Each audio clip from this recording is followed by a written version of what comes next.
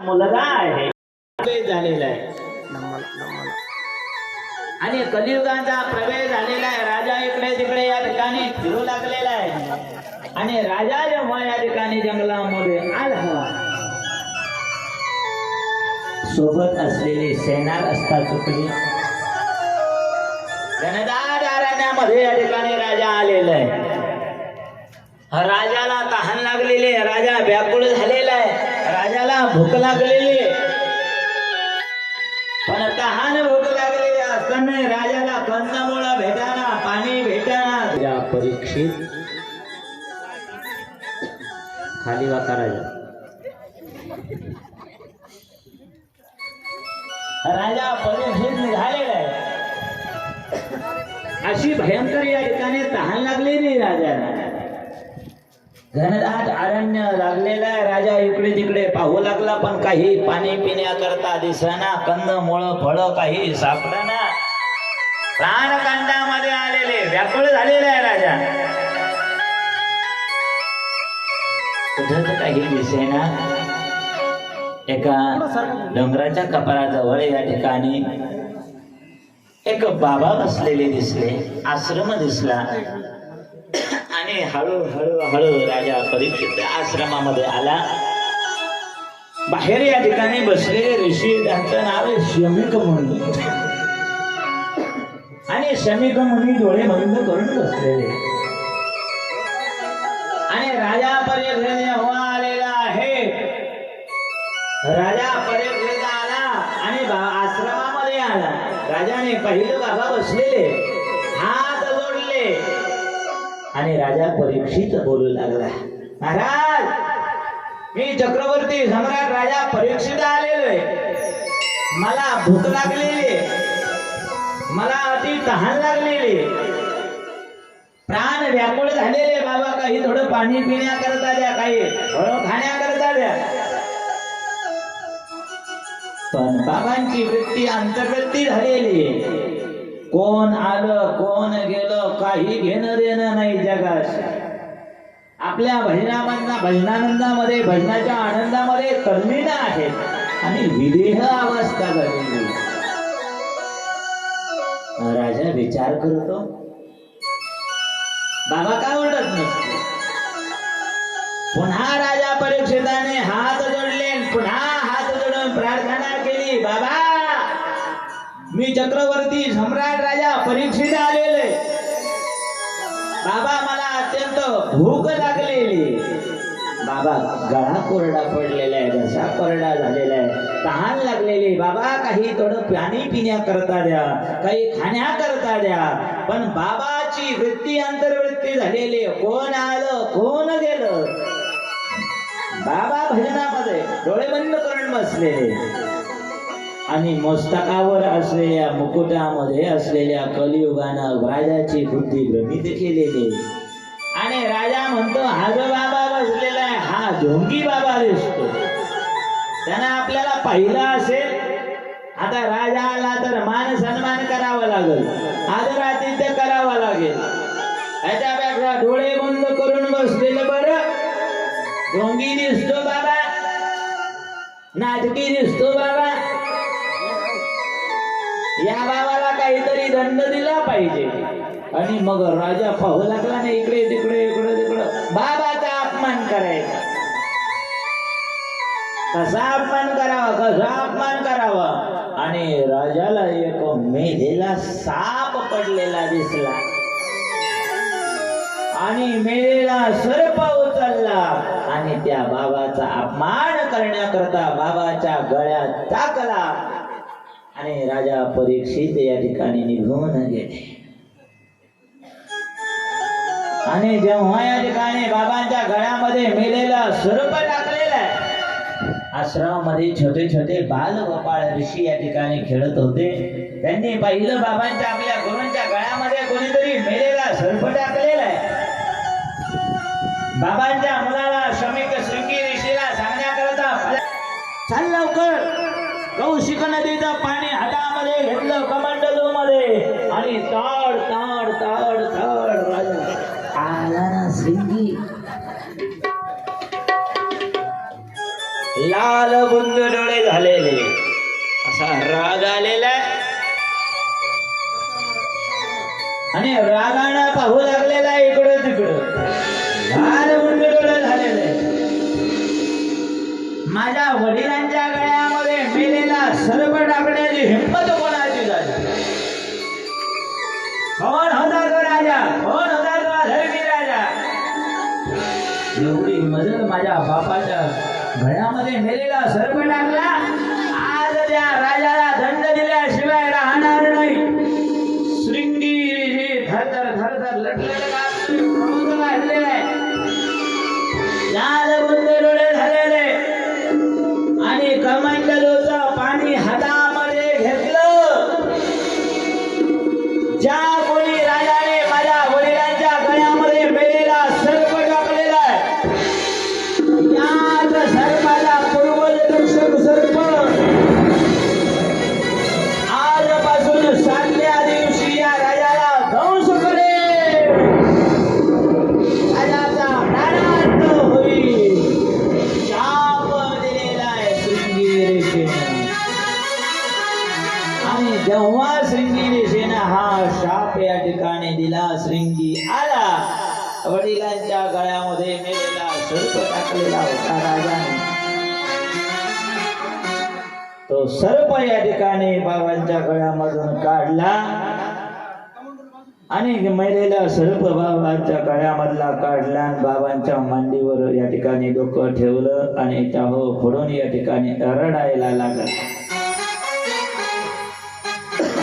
जेव्हा रडत होता, बाबांची समाधी भंग झाली आणि बाबांनी डोळे उघडले. बेटा बरोबर है, क्या हुआ बेटा? बोले बाबा कोई राजा आया, कोणीतरी राजा आला आणि त्याने तुमच्या गळ्यामध्ये मेलेला सर्प टाकला. कोण होता तो राजा? माहित नाही मला, पण मी त्या राजाला भयानक शाप दिलेला आहे. आजपासून 7व्या दिवशी या सर्पाचा पूर्वज रक्षक सर्प त्या राजाला ध्वंस करेल आणि राजाचा प्राणांत होईल, असा शाप दिलेला आहे मी त्याला. शाप ऐकल्याबरोबर श्रमिक मुनी शांत झाले. अरे कोण राजा होता तो? माहित नाही मला. श्रमिक मुनी म्हणले थांब मी पाहतो कोण राजा आहे. आणि श्रमिक मुनींनी डोळे बंद केले. त्रिकालदर्शी महात्मा आहे.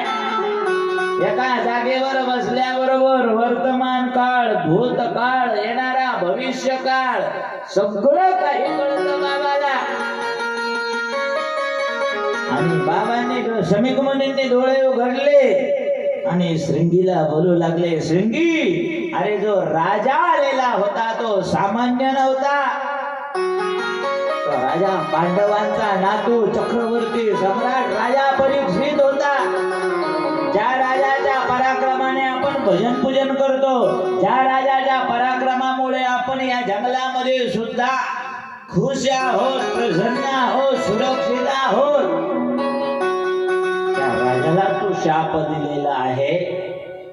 अतिशय वाईट काम तू केलेले. पण आता म्हणतात ना, एखादा धनुष्याचा सुटलेला बाण आणि मुखातून निघालेला शब्द परत माग घेता येत नाही. ताबडतोब एका गौरव नावाच्या शिष्याला बोलवलं आणि त्याला लगेच राजा परीक्षिताकडे पाठवलं. राजा परीक्षिताला सूचना द्या, राजाला शाप मिळालेला आहे, राजाकडं 7 दिवस शिल्लक आहे. गौरमुख नावाचा शिष्य गेला, राजाला आणि सूचना दिली आणि राजाने आपल्या मुलाला जन्म द्यायला सांगितलं. तो राज्य कारभार पाहून घे. आणि राजा सर्वस्वाचा त्याग करून राजा परीक्षिताचं आगमन गोकर्णाने गंगा मैयाच्या तटावर या ठिकाणी झालेलं आहे. बोलो परीक्षित महाराज की जय हो. अनेक साधू संत राजाला या ठिकाणी भेटले आणि हजारो साधू संतांना राजाने एकच प्रश्न केला, ज्याचा मृत्यू 7व्या दिवशी आहे, उद्धार कसा होणार, कल्याण कसं होणार, मार्ग सांगा, उपाय सांगा. आणि राजा परीक्षिताने या ठिकाणी सगळ्या साधू संतांनी सांगितलं, 7 दिवसामध्ये मुक्ती होणं अवघड आहे. पण राजा परीक्षिताने देवाला अर्थ हाक मारले आणि भगवान परमात्म्यांनी ती अर्थ हाक ऐकले आणि आपलं छोटस रूप परमहंस सुखदेवजी महाराजांना या ठिकाणी पाठवून देण्यात आलं.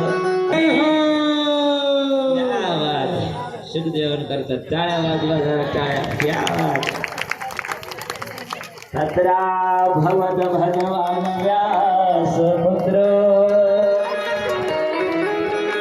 यदृच्छया गात मानोनपेक्षा अलक्षलिंगो निजलाभतुष्टो वृत्तैश्च बालैर् अवधूतवेषः. बोलिए सुखदेवजी महाराज की जय हो. क्या बात है, पुन्हा एकदा टाळ्या वाजवा. क्या बात है, सुखदेव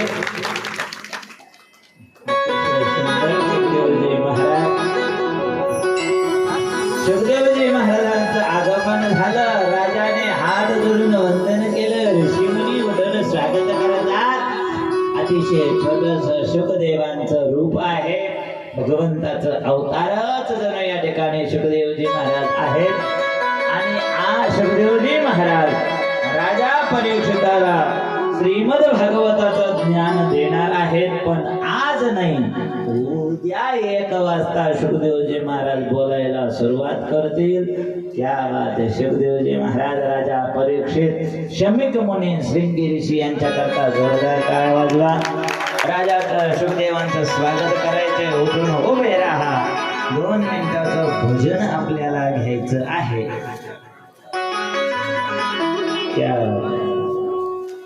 हर की कथा सुनाने वाले, प्रभु की कथा सुनाने वाले, तुमको लाखों प्रणाम, तुमको लाखों प्रणाम, तुमको लाखों प्रणाम, तुमको लाखों प्रणाम.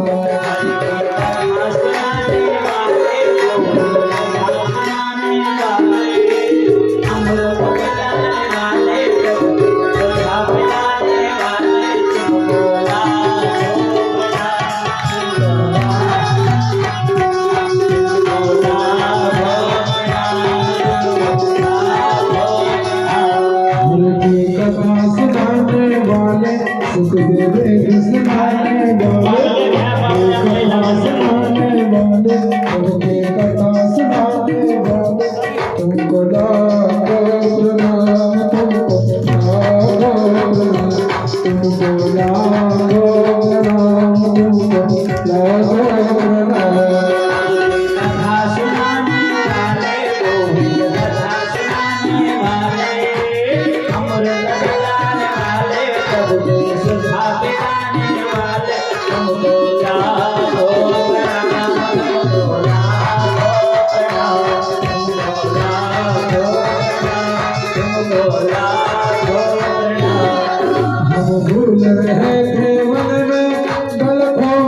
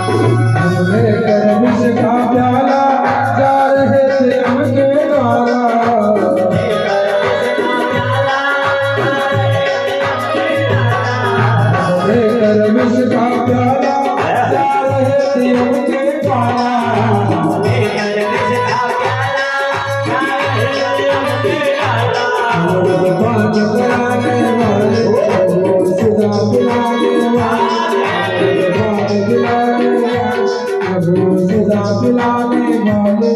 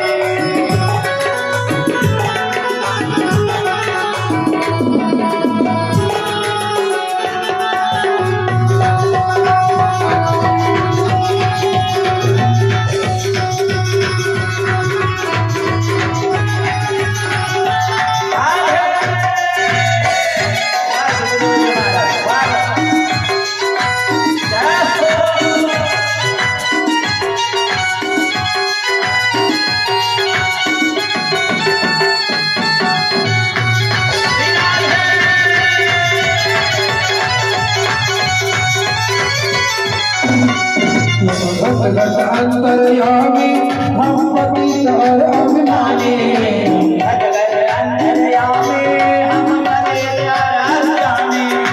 भगत अंतर्यामी हम पतित और अभिमानी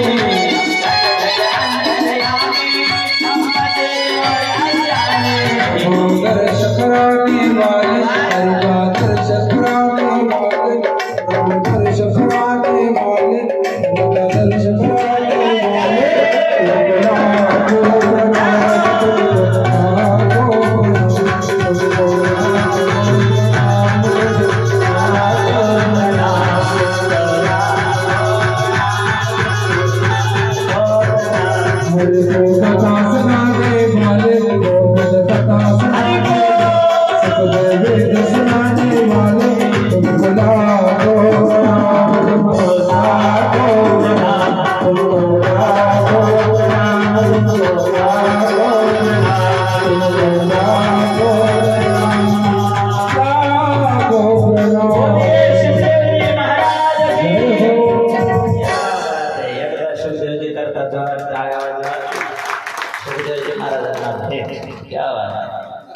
काय नाही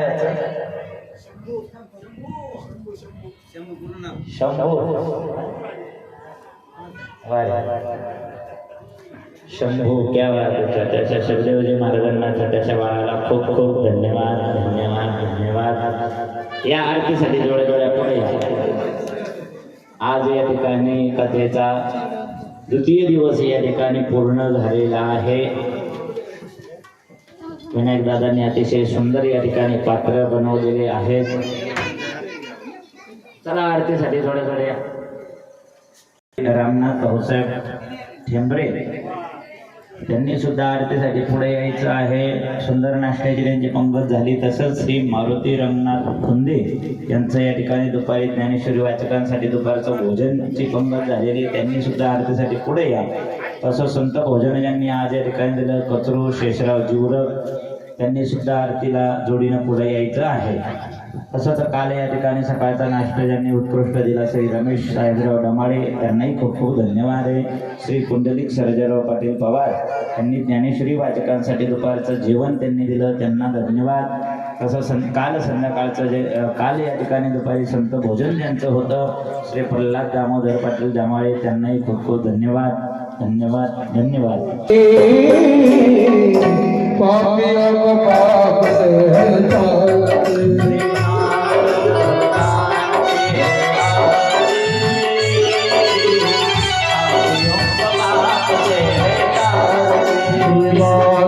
भगवान की आरती पाखियों से है तारते